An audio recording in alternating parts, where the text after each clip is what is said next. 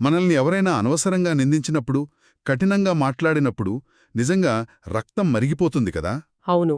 ఆఫీస్లో అయినా ఇంట్లో అయినా ఆ మాటలు మనల్ని రోజుల తరబడి వెంటాడుతూనే ఉంటాయి. అదే, ఆ అవమానం మనసులో ఒక ముళ్ళులా గుచ్చుకుంటుంది. మరి ఈ బాధ నుండి, ఈ కోపం నుండి బయటపడటం సాధ్యమేనా? ఖచ్చితంగా సాధ్యమే. అసలు ఇతరుల మాటలకు ప్రభావితం కాకుండా మనల్ని మనం కాపాడుకోగలం. అందుకే ఈరోజు మనం దీనికొక ప్రాచీన కాని చాలా శక్తివంతమైన పరిష్కారాన్ని లోతుగా పరిశీలిద్దాం. చాలా ఆసక్తికరమైన అంశం. మన దగ్గర ఉన్న మూల గ్రంథం పేరు కకచూపమ సుత్త. దీనికి రంపం ఉపమానమని మరో పేరు కూడా ఉంది.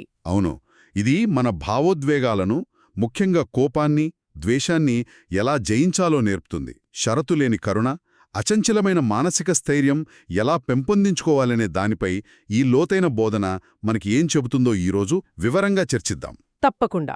సరే, విషయంలోకి వెళ్దాం. ఈ బోధన మొదలవడమే ఒక ఆసక్తికరమైన విషయంతో మొదలవుతుంది. ఇతరులు మనతో ఎలా మాట్లాడతారో అనే విషయం మన చేతుల్లో ఉండదని, దాన్ని మనం అంగీకరించాలని చెబుతుంది. కరెక్ట్. దీన్ని 5 రకాలుగా విభజించారు. అసలు అవేంటో కాస్త వివరిస్తారా? తప్పకుండా. ఇది చాలా ముఖ్యమైన ప్రారంభ స్థానం. ఎదుటివారి మాటలను నియంత్రించాలని ప్రయత్నించడం అంటే గాలిని పట్టుకోవాలని చూడటం లాంటిది. నిజమే. అందుకే ఈ బోధన మన దృష్టిని బయట నుండి లోపలికి మరల్చమని చెబుతుంది. వారు మనతో మాట్లాడగలిగే 5 జతల విధానాలను ఇది స్పష్టంగా వివరిస్తుంది. 5 జతలా? సరే. 1. వాళ్లు సరైన సమయంలో మాట్లాడవచ్చు లేదా అసందర్భంగా మాట్లాడవచ్చు. 2. వారు నిజం మాట్లాడవచ్చు లేదా అబద్ధం చెప్పవచ్చు. సరే. 3. వాళ్లు మృదువుగా, సున్నితంగా మాట్లాడవచ్చు లేదా చాలా కఠినంగా, గాయపరిచేలా మాట్లాడవచ్చు. 4. వారి మాటలు మనకు మేలు చేసేవిగా ఉండవచ్చు లేదా హాని తలపెట్టేవిగా ఉండవచ్చు. ఇక చివరిది? 5. వారు మనపై ప్రేమతో మాట్లాడవచ్చు లేదా లోపల ద్వేషం పెట్టుకుని మాట్లాడవచ్చు. అంటే ఈ 5 ఏ కలయికైనా జరగవచ్చన్నమాట. ఉదాహరణకు, ఎవరైనా మనతో సరైన సమయంలో నిజమే మాట్లాడవచ్చు, కాని చాలా కఠినంగా, ద్వేషంతో మాట్లాడవచ్చు. ఖచ్చితంగా. లేదా పూర్తిగా అబద్ధాలతో, హాని తలపెట్టే ఉద్దేశంతో మాట్లాడవచ్చు. ఇక్కడే అసలైన సవాలు మొదలవుతుంది. అవును. ఈ బోధనలో అత్యంత ప్రతికూలమైన కలయికను ఉదాహరణగా తీసుకుంటారు. అంటే ఎవరైనా మనతో అకాలంలో, అబద్ధాలతో, అత్యంత కఠినంగా, హాని కలిగించే ఉద్దేశంతో, తీవ్రమైన ద్వేషంతో మాట్లాడినా కూడా అప్పుడు కూడా మన అంతర్గత స్పందన ఎలా ఉండాలనే దానిపై శిక్షణ పొందాలనిది సూచిస్తుంది. వారి మాటలు ఎంత దారుణంగా ఉన్నా మన మనస్థితి మాత్రం చలించకూడదు. అదే అసలైన సాధన. బయట తుఫాను ఎంత పెద్దదైనా మన అంతరంగంలోని దీపం ఆరిపోకుండా చూసుకోవాలన్నమాట. ఇది వినడానికి చాలా బాగుంది, కాని ఆచరణలో ఇది ఎలా సాధ్యం? మంచి ప్రశ్న. మాటల దాడి జరిగినప్పుడు మనల్ని మనం ఎలా నియంత్రించుకోవాలి? దీనికేదైనా నిర్దిష్టమైన మానసిక శిక్షణా విధానం ఉందా? ఉంది. ఇదే ఈ బోధన యొక్క హృదయం. ఇది కేవలం ఒక ఆశ కాదు, ఒక ఆచరణాత్మకమైన 3 దశల ప్రక్రియ. మన మనస్సు కోసం చేసే ఒక వ్యాయామం లాంటిదన్నమాట. ఓ సరే, ఆ 3 దశలేంటి? మొదటి దశ అంతర్గత స్థిరత్వం. నా మనస్సు ప్రభావితం కాదు అని మనకు మనం శిక్షణ ఇచ్చుకోవాలి.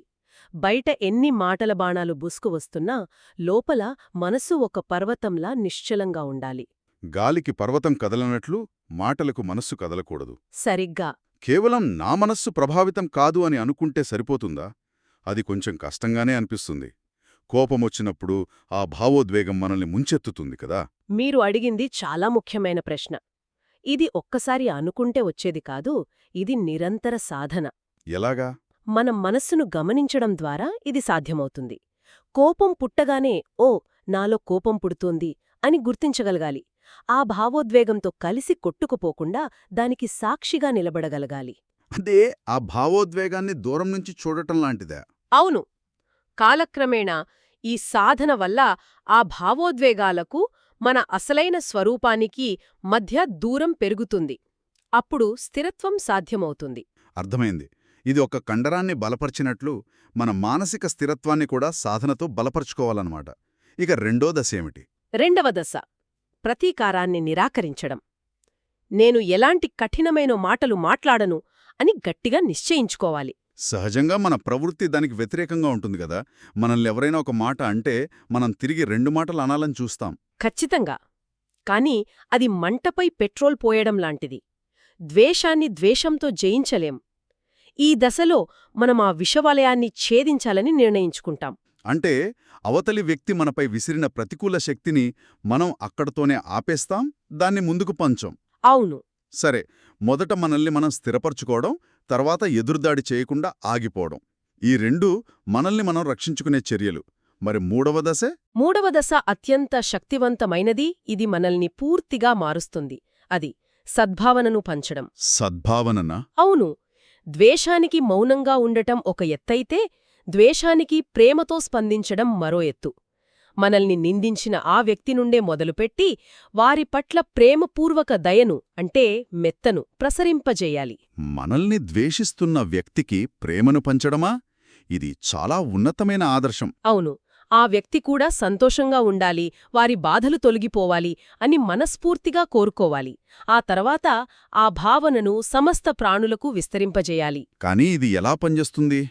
ఇలా చేయడం వల్ల మనకేం జరుగుతుంది? ఇలా చేసినప్పుడు మన మనసు అపారమైనది, ఉన్నతమైనది, కొలవలేనిదిగా మారుతుందని ఈ బోధన చెప్పుతుంది. అపారమైనదిగానా? అవును. దీనికొక చక్కని ఉపమానముంది. ఒక చిన్న గ్లాసు నీటిలో ఒక గుప్పెడు ఉప్పు వేస్తే ఆ నీరు తాగలేనంత ఉప్పుగా మారుతుంది. నిజమే. అదే గుప్పెడు ఉప్పును ఒక పెద్ద నదిలో వేస్తే నది రుచిలో ఎలాంటి మార్పు ఉండదు. గ్లాసు నీటిలో ఉప్పులా మనల్ని కలిచివేస్తుంది.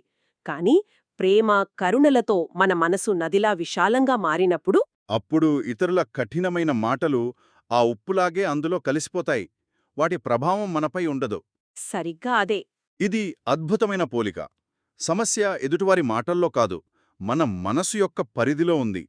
మన మనసు ఎంత విశాలంగా ఉంటే మనల్ని బాధపెట్టే శక్తి బాహ్య సంఘటనలకు అంత తక్కువగా ఉంటుంది. అవును. ఈ 3 దశలు వింటుంటేనే చాలా శక్తివంతంగా అనిపిస్తున్నాయి. ఇక ఈ బోధనలో అత్యంత కీలకమైన, ప్రసిద్ధమైన రంపం ఉపమానం దగ్గరకొద్దాం. ఇది చాలా తీవ్రమైన ఉదాహరణ అని అంటారు కదా? అవును. ఇది బోధన యొక్క శిఖరాగ్రం. మన మానసిక పరిమితులను పరీక్షించే ఒక తీవ్రమైన ప్రయోగమిది. అదేమిటో వివరిస్తారా? ఆ బోధనలో ఇలా ఉంటుంది.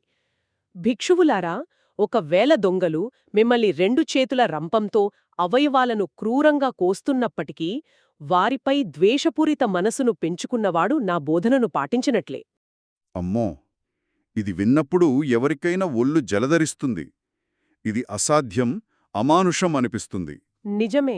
అంత తీవ్రమైన శారీరక హింసను అనుభవిస్తున్నప్పుడు ద్వేషం కాకుండా ప్రేమను ఎలా పెంచుకోగలం? ఇది మనిషి సహజ ప్రవృత్తికి పూర్తిగా విరుద్ధంగా లేదా? అవును, విరుద్ధంగానే అనిపిస్తుంది. మరి అసలు ఈ ఉపమాన యొక్క ఉద్దేశమేమిటి? ఆత్మరక్షణ చేసుకోవద్దని చెబుతోందా? అస్సలు కాదు. మీరు చాలా ముఖ్యమైన ప్రశ్న అడిగారు. ఇది అక్షరాలా పాటించమని చెప్పే ఆదేశం కాదు, లేదా ఆత్మరక్షణను నిరాకరించమని చెప్పే సూచన కాదు. మరి ఇది ఒక శక్తివంతమైన మానసిక సాధనం, ఒక మానసిక కొలమానం. దీని వనుప ఉన్న తర్కం చాలా లోతైనది. అదెలాగా? ఒకవేళ ఒక వ్యక్తి తన శరీరాన్ని రంపంతో ముక్కలు చేస్తున్నప్పుడు కూడా ఆ దాడి చేస్తున్న వారిపై ప్రేమపూర్వక మనస్సును కలిగి ఉండటం సాధ్యమే అయితే ఇక ఎవరో మనల్ని ఒక మాట అన్నప్పుడు, మన గురించి అబద్ధాలు చెప్పినప్పుడు, లేదా మనల్ని అవమానించినప్పుడు మనం ప్రేమపూర్వక మనస్సును కలిగి ఉండటం ఎంత సులభం కావాలి? ఓహ్, అర్థమవుతోంది. ఇది ఒక పరాకాష్ఠను మన ముందుంచి మనం రోజూ ఎదుర్కొనే సమస్యలు దానితో పోలిస్తే ఎంత అల్పమైనవో చూపిస్తోందన్నమాట. ఖచ్చితంగా. ఒక పెద్ద పర్వతాన్ని చూశాక చిన్న గుట్ట ఎక్కడం తేలికైన పనిగా అనిపించినట్లు. సరిగ్గా అదే. ఇది మన దృక్పథాన్ని తక్షణమే మార్చేస్తుంది. మనల్ని ఎవరైనా ఆఫీస్లో విమర్శించారని రోజంతా బాధపడ్డామనుకోండి, ఆ క్షణంలో ఈ రంపం ఉపమానాన్ని గుర్తు చేసుకుంటే, నా శరీరాన్ని ఎవరూ రంపంతో కోయడం లేదు కదా, కేవలం కొన్ని శబ్దాలు, కొన్ని మాటలు మాత్రమే నా చెవిన పడ్డాయి, దీనికే నేను ఇంతగా కుంగిపోవాలా అనే ఆలోచన వస్తుంది. అవును, ఆ పోలిక మన సమస్య తీవ్రతను ఒక్కసారిగా తగ్గించేస్తుంది. అందుకే ఆ బోధనలో చివరగా ఈ రంప ఉపమానాన్ని నిరంతరం గుర్తుంచుకుంటే మీరు సహించలేని మాట ఏదైనా ఉంటుందా అని అడగడం జరుగుతుంది. దానికి సమాధానం స్పష్టంగా లేదు అని వస్తుంది. అయితే ఈ ఉపమానం కేవలం పోలిక ద్వారా మన సమస్యను చిన్నదిగా చేయడమే కాకుండా మన ఆలోచనా విధానంలో ఇంకా ఏదైనా ప్రాథమికమైన మార్పును తీసుకొస్తుందా? అవును, ఇది 2 విధాలుగా మన దృక్పథాన్ని సమూలంగా మారుస్తుంది. అవేంటి? మొదటిది, ఇది మనల్ని బాధితుడి స్థానం నుండి కరుణ చూపే మూలంగా మారుస్తుంది. బాధితుడి నుండి మూలంగానా? అవును. సాధారణంగా మనల్ని ఎవరైనా కించపరిస్తే మనం బాధితులమని, వారు దుర్మార్గులు అని భావిస్తాం. కాని ఈ బోధన ప్రకారం ద్వేషంతో, క్రోధంతో ప్రవర్తించే వ్యక్తి తీవ్రమైన మానసిక వేదనలో ఉన్నట్టే లెక్క. ఓ వారి మాటలు వారి అంతర్గత అశాంతికి, బాధకు ప్రతిబింబం. ఇది అర్థమైనప్పుడు వారిపై కోపం బదులు జాలి, కరుణ కలుగుతాయి. అంటే మనం బాధితులం కాదు, వారి బాధను అర్థం చేసుకోగల స్థితిలో ఉన్నామనే ఉన్నతమైన భావన కలుగుతుందన్నమాట. కరెక్ట్. ఇది నేనెప్పుడూ ఆలోచించని కోణం. ఇక రెండవ మార్పు ఏమిటి? రెండవ మార్పు మనల్ని మనం చూసుకునే విధానానికి సంబంధించింది. రంపంతో కొస్తున్న వ్యక్తిపై కూడా కరుణ చూపగల మనస్సు ఎంత శక్తివంతమైనది, ఎంత విశాలమైనది. నిజమే. ఈ ఉపమానం మనలోని ఆ అనంతమైన శక్తిని మనకు గుర్తు చేస్తుంది. మనం బలహీనులం, బాధితులం కాదు. మన మనస్సు ప్రేమ, కరుణలతో నిండినప్పుడు అది ఒక మహాసముద్రంలా మారుతుంది. ఎవరో ఒక వ్యక్తి విసిరిన చిన్న రాయి ఆ సముద్రంలో ఎలాంటి అలజడిని సృష్టించలేదు. సరిగ్గా అదేవిధంగా మన మనస్సు ప్రేమతో నిండి విస్తారంగా ఉన్నప్పుడు ఒక వ్యక్తి యొక్క కఠినమైన మాటలు చాలా అల్పమైనవిగా, మనల్ని తాకలేనివిగా కనిపిస్తాయి. అంటే మనని మనం ఒక చిన్న పడవలా కాకుండా ఆ పడవ ప్రయాణిస్తున్న మహాసముద్రంలో భావించుకోవాలన్నమాట. ఆ దృక్పథం వచ్చినప్పుడు చిన్న అలలు మనల్ని ముంచెత్తలేవు. అవును, ఈ ఆలోచన మొత్తం సమీకరణాన్ని మార్చేస్తుంది. అద్భుతం. సమస్య మనలోపల ఉంది, బయట కాదు. మన మనస్సు ఎంత సంకుచితంగా ఉంటే దెబ్బలు అంత గట్టిగా తగులుతాయి. మనస్సు ఎంత విశాలంగా ఉంటే మనకు అంత రక్షణ లభిస్తుంది. అంటే ఈ శిక్షణ మన చుట్టూ ఒక అదృశ్యమైన, అభేద్యమైన కరుణా కవచాన్ని నిర్మిస్తుందన్నమాట. ఖచ్చితంగా. ముగింపుగా ఈ కకచూపము సుత్త అనేది కేవలం ఒక తాత్విక బోధన కాదు. ఇది ఒక ఆచరణాత్మక మానసిక సాధనల సమాహారమని చెప్పవచ్చు. అవును, ఇది ఒక ప్రాక్టికల్ గైడ్. ఇతరుల మాటల వల్ల కలిగే బాధ నుండి విముక్తి పొందడానికి ఇదొక స్పష్టమైన మార్గాన్ని చూపిస్తుంది. 5 రకాల మాటలను అర్థం చేసుకోవడం, 3 దశల మానసిక శిక్షణను పాటించడం, మరియు అన్నింటికంటే ముఖ్యంగా రంపం ఉపమానం ద్వారా మన దృక్పథాన్ని మార్చుకోవడం. దీని ద్వారా మనం అపారమైన భావోద్వేగ స్థైర్యాన్ని, కరుణను పెంపొందించుకోవచ్చు. సరిగ్గా చెప్పారు. ఇది బలహీనత లేదా పలాయనవాదం కాదు. ఇది అంతిమ బలం. ఎందుకంటే మన ఆనందాన్ని, మన శాంతిని ఇతరుల చేతుల్లో పెట్టడానికి మనం నిరాకరిస్తున్నాం. మన మానసిక స్థితికి మనమే యజమానులమవుతున్నాం. అవును, మన మనసు యొక్క అపారమైన శక్తిని, ఎంతటి ప్రతికూల పరిస్థితుల్లోనైనా ప్రేమను, దయను పెంపొందించుకునే మన సామర్థ్యాన్ని ఇది మనకు గుర్తుచేస్తోంది. ఈ చర్చ తరువాత మన శ్రోతలకు ఒక ఆలోచనను వదిలివెళ్దాం. తప్పకుండా. మనని రెచ్చగొట్టే వ్యక్తిని ద్వేషానికి లక్ష్యంగా కాకుండా మన కరుణను అభ్యసించడానికి వచ్చిన ఒక అవకాశంగా చూస్తే మన అనుభవాలు ఎలా మారతాయి? వారి కఠినమైన మాటలు, వారి లోతైన బాధకు ఒక కేక అని మనం అర్థం చేసుకోగలిగితే, ప్రతీకారం తీర్చుకోవాలనే కోరిక స్థానంలో సహాయం చెయ్యాలనే కరుణ జనిస్తుంది. ఆ మార్పు మనకు, మన చుట్టూ ఉన్న ప్రపంచానికి అపారమైన శాంతిని ఇవ్వగలదు. ఈ ఆలోచనే మనల్ని ఎంతవరకు మార్చగలదు?